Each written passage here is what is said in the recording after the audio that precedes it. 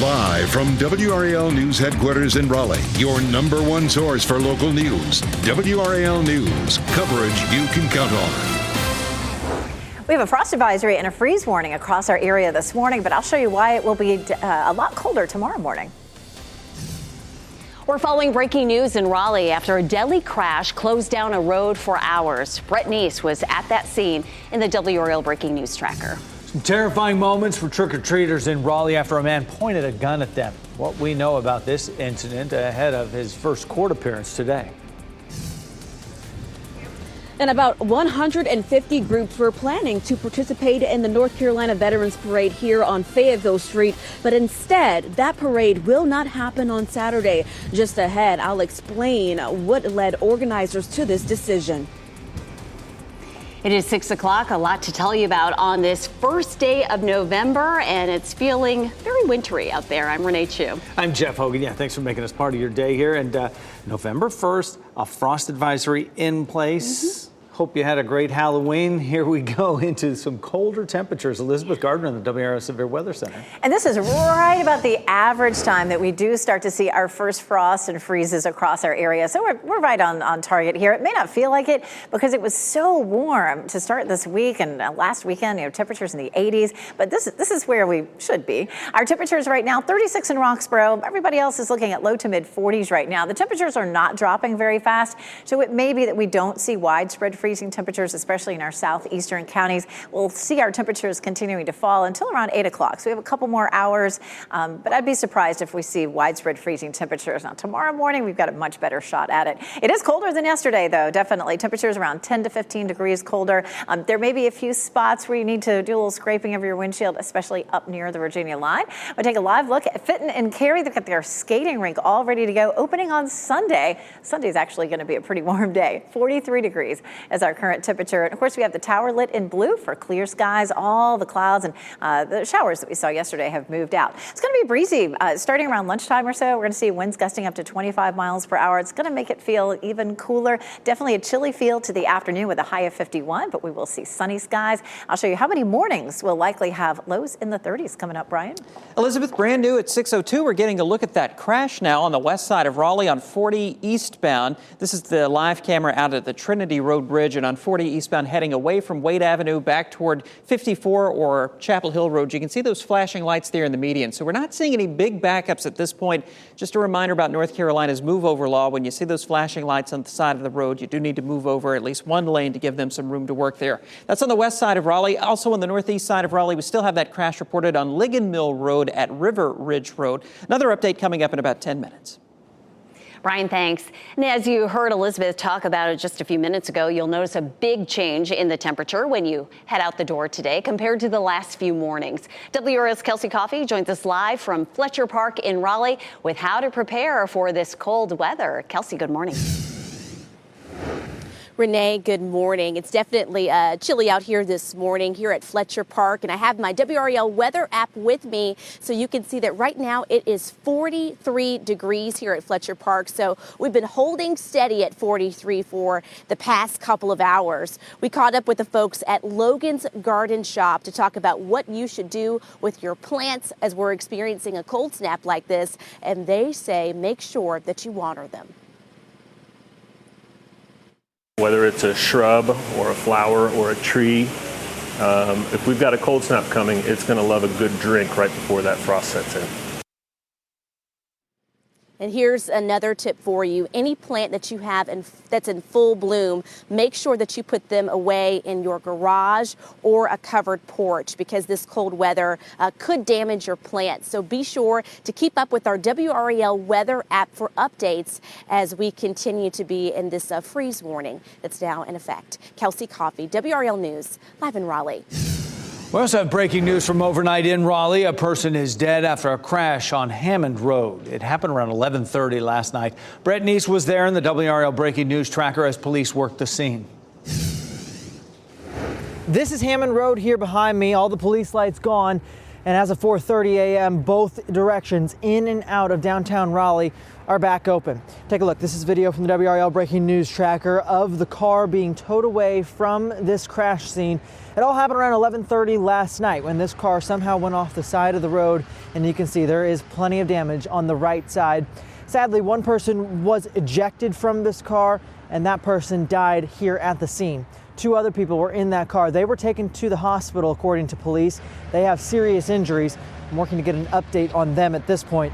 I'm also working to learn from Raleigh police what caused this crash. The reconstruction team came out to the scene and investigated for over 5 hours overnight, trying to piece this all together. As soon as I get an update from them, I'll pass it along.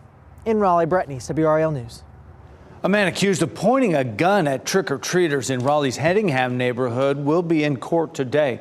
Raleigh police charged 43-year-old Daniel Graham with 3 misdemeanor counts of assault by pointing a gun at 3 children around 7:15 last night. Police say there were 2 6-year-olds and a 10-year-old. Graham's also facing a misdemeanor charge for assault on a child because police say he knocked the candy bucket out of one of the 6-year-old's hands and yelled profanities at them to get off his property. Graham is in jail under a $20,000 bond. Durham police are working to make an arrest after a shooting that left a man dead. Police say the shooting happened just before 6 last night. The victim was taken to the hospital with life-threatening injuries, and he later died. Just after 10, police gave us the update that the victim had died. Investigators used canines to help in the search for evidence. Police say they believe this is an isolated incident. Days before the Veterans Day parade in Raleigh was supposed to happen, the event has been canceled. WRAL's Laura Levine is live in Raleigh this morning. Laura, the decision to cancel this Saturday's event comes after a debate over the city banning vehicles in parades. It has, Renee. You know, for more than 40 years, the North Carolina Veterans Day Parade taking place here along Fayetteville Street had hundreds of people from marching bands to veterans groups participating. But now on Saturday, instead, Fayetteville Street will look very similar to this, very quiet, very empty. Take a look at some of this video from previous years of that long-standing tradition. Wake County Council of Veterans, who organizes the parade, tells us as of Monday, the group was given the green light from the city to carry out the parade as planned. This includes approving their inspection sheet and months of planning. However, yesterday afternoon, city leaders suddenly decided to ban vehicles. About 80 groups signed up to participate in the parade, and of that 80, only 28 are walking groups.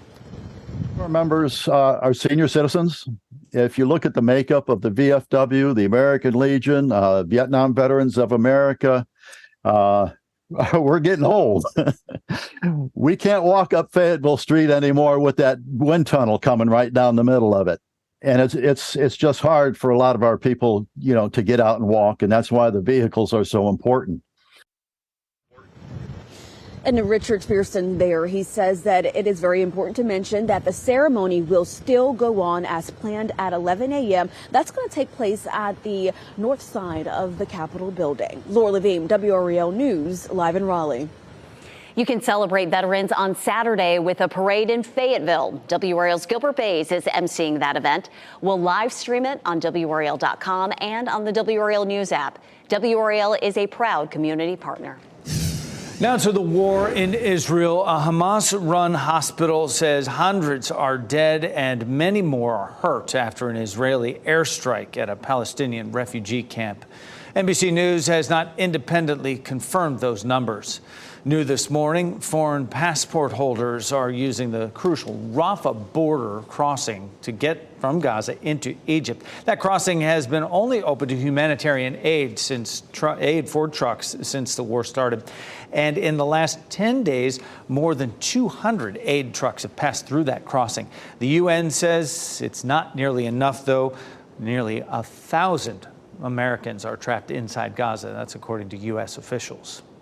Coming up in less than 10 minutes, we will hear from the brother of a Chapel Hill man who is currently being held hostage by Hamas, along with his wife. And happening now in the WRAL Live Center, posters supporting kidnapped Israelis taken by Hamas, the target of vandalism outside the University of Minnesota's Jewish Student Center. This poster shows the display of those Israelis who were captured. Now, surveillance video shows someone kicking it over and stomping on it in broad daylight.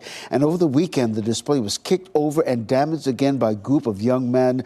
A university spokesperson calls this vandalism and intimidation unacceptable. Of course, this comes as a number of colleges and universities all across the country have shown and reported reported increased numbers of anti-Semitic actions on campuses. Toyota says it will invest another $8 billion into its electric battery manufacturing site in Randolph County. This will include hiring another 3,000 people. It brings the company's total investment in the Randolph County site to $13.9 billion and more than 5,000 jobs. This major announcement comes after Governor Cooper's recent trip to Tokyo for the Southeast U.S.-Japan Conference, where he met with Toyota's president. You can read more about this story and the impact on our state at WRALTechWire.com. Texas Rangers are one win away from being crowned World Series champs for the first time ever. Their offense exploded for 10 runs in the first 3 innings last night in Game 4 in Arizona, and they held off a comeback attempt from the Diamondbacks to notch an 11-7 win. Rangers have a 3-1 lead in the best-of-7 series, so that means they can clinch it all tonight in Game 5. Diamondbacks will be trying to stop that celebration and keep their World Series hopes alive. First pitch for tonight's game at 8 o'clock, and you can catch all the action on Fox 50. The father of a 15-year-old who was shot and killed near Moore Square in Raleigh shares his grief. I didn't even wish this on my worst enemy. Coming up, what he says he bought his son just days before the shooting that he hoped would have helped protect him from that exact situation. Colder air arrived yesterday. This morning, our temperatures are in the 30s and 40s, but I'll show you why it will be noticeably colder tomorrow morning and even Friday. Coming up. As you get into your car, tune to WRAL News Plus on your radio. In Raleigh on 99.3 FM. In Durham, 96.5 FM. And everywhere on 101.5 HD3.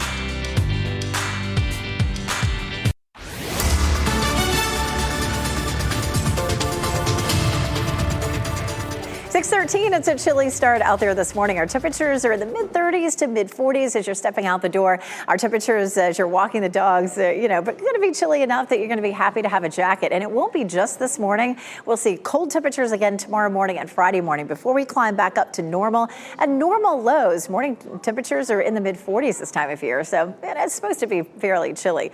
There may be a little bit of frost out there this morning, but a better chance of seeing it tomorrow morning. A lot of kids, I know Wake County kids are out of school for today. It is going to be a chilly day if you're taking the kids to the playground, but it's going to be beautifully sunny. Our temperature at lunchtime likely to be in the upper 40s, and we climb into the low 50s later on this afternoon. Coming up, we'll talk about warm up for the weekend, Brian. Elizabeth, it is now 6:14, and we're still watching this crash over on the west side of Raleigh on 40 eastbound between the Trinity Road Bridge and the 54 Chapel Hill Road interchange there heading out toward Cary. It's kind of hard to see there, but everything's over on the median. Maybe that left lane is blocked. Just a reminder, coming in from Wade Avenue back toward Chapel Hill Road, you need to scoot over at least one lane to give them some room to work. Elsewhere around the triangle right now, we're looking good on our major routes with no trouble showing up right now on the Beltline, and in Durham, I-85 looks fine in both directions. Jeff? Yeah, a story we've been following for a few days, Brian. The father of a 15-year-old who died after being shot near Moore Square is sharing his grief now. He says he did all he could to protect his son, but it wasn't enough. Shamar Leverett was shot last week near a middle school, and he died in the hospital Sunday. Leverett's father, Trey Montague, told WRAL's Chris Lovingood he bought a bulletproof vest for his son days before the shooting, after learning his teen may be in trouble. As a father, I just don't hesitate. Just pop my trunk. Son, here you go, with tears coming out my eyes. And and my son gave me a hug and said, "Daddy, I love you." And a week later, my son is gone. Leverett was not wearing the vest the day he was shot. The man accused in the shooting, 22-year-old Stephen Stanley, could get the death penalty or life in prison. He's due back in court November 21st. Durham police are looking for the person who robbed a bank in the city. That person walked into the PNC Bank on North Roxborough Street around 10 Tuesday morning. It's not clear how much money was taken. No reports of any injuries. We're hearing from the brother of a Chapel Hill man who's currently being held hostage with his wife by Hamas in Gaza. Keith and Aviva Siegel were taken hostage October 7th, the day of the initial attacks on Israel. Keith's brother sat down for an interview on CNN. Too quickly, we lost communication, and it took a number of days before the Army was able to announce that, yes, indeed, they were taken hostage to Gaza. Did you ever think you would have to experience anything like this in your life? I never thought about this, certainly not my immediate family. There is no vocabulary to bring the right words for what we're feeling. There really isn't. Lee Siegel says he believes the U.S. government will be able to bring his brother and sister-in-law home safely. A big shakeup at the State Department of Insurance. Commissioner Mike Causey fired the chief state fire marshal as well as the chief deputy yesterday. He appointed replacements who start their jobs today. The moves appear to be related to a new law targeting Causey's duties. As insurance commissioner, Causey carries the title of state fire marshal. Republican lawmakers stripped him of that title. Causey says the change was made without his input. Hard to believe next week will mark the 3rd anniversary of Alex Trebek's death after his years-long battle with stage 4 pancreatic cancer. Coming up this morning on Today, and in honor of Pancreatic Cancer Awareness Month, Alex's wife Jean will talk to Katie Couric and make a special announcement to honor the legendary host of Jeopardy! Hard to believe it's November 1st and we are heading into the holiday season.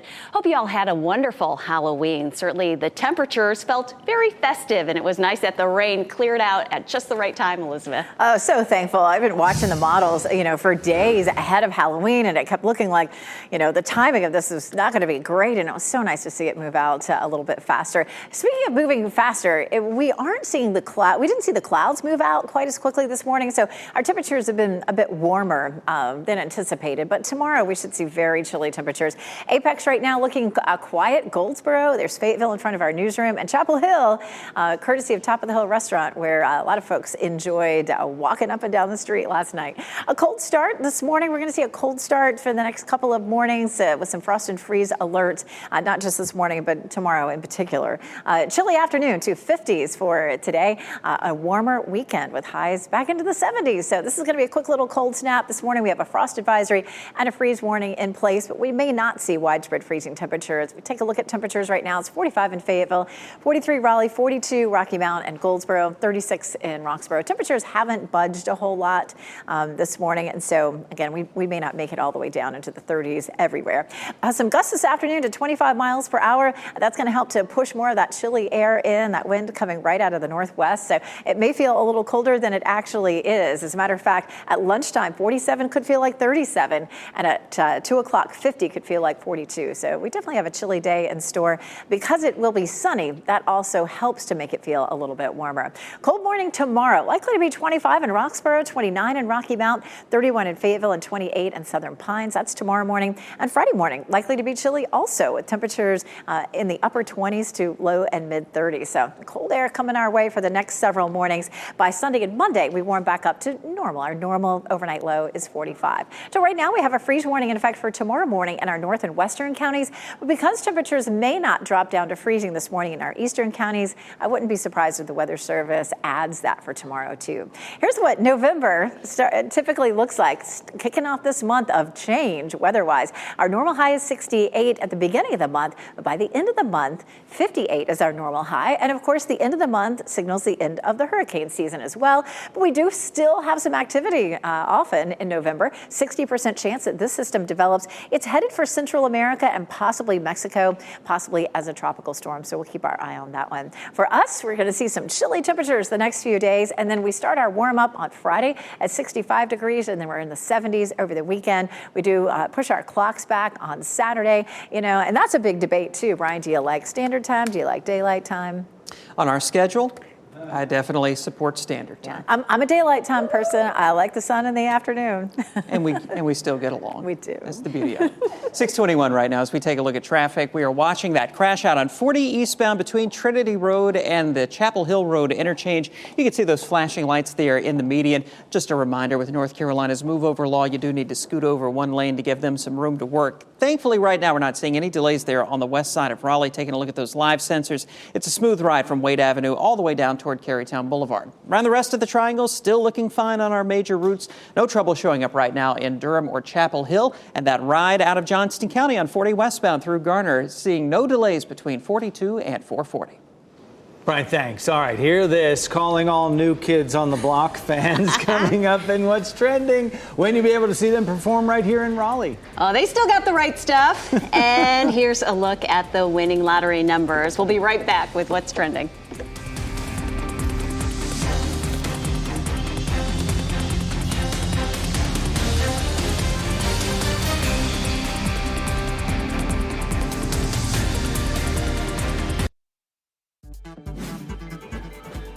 This What's Trending report, sponsored by Rug & Home. New Kids on the Block are going step by step back in time next summer. Brian Schrader is here now with What's Trending, Brian. Renee has something new to live for next year because the boy band announced their Magic Summer 2024 tour.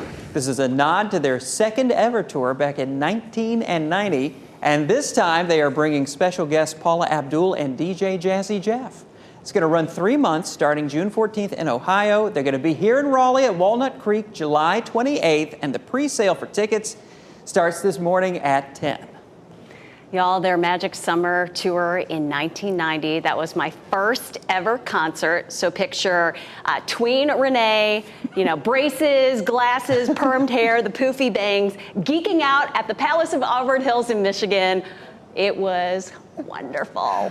And you say there's a personal connection here during that performance, Jonathan right? Knight, I'm telling you, there was a moment where he looked right at me and sang to me. Yeah. Yes. Maybe it'll happen magic. again at Walnut Creek this summer. See if the magic is still there. You know what I'm doing at 10 o'clock this morning, getting tickets. Know where you'll be. The Canergy is strong with this doll. Mattel has released a new Ken. And this is not just Ken. This is designed after Ryan Gosling's much-loved character in the Barbie movie. The doll now is on sale at MattelCreations.com. However, the Mojo Dojo Casa house is not included. No? No. Oh, that's terrible. Not included. I am Kenup. Kenup. You see that shirt right there? It's amazing. These dolls go for hundreds of dollars on the market out there. It's amazing. Thanks, Brian. Fall is here, but the warm temperatures we saw in October and wider warming trends can have an impact on the changing fall foliage. Visitors from across the country head to the North Carolina mountains to see the colors of fall. For years, they've followed the predictions of App State professor Howard Neufeld, who is known as the fall color guy. He says warming temperatures are bringing color change later and making it, at times, less impressive. Delayed fall colors can also disrupt a tree's cycle of growth and rest. Our temperatures are mostly in the 40s right now. We are likely to have temperatures widespread in freezing temperatures tomorrow. I'm going to show you why we're not seeing temperatures quite as cold this morning. The North Carolina Veterans Day Parade will not go on here on Fayetteville Street on Saturday. Just ahead at 6:30, I'll explain the change that just was made.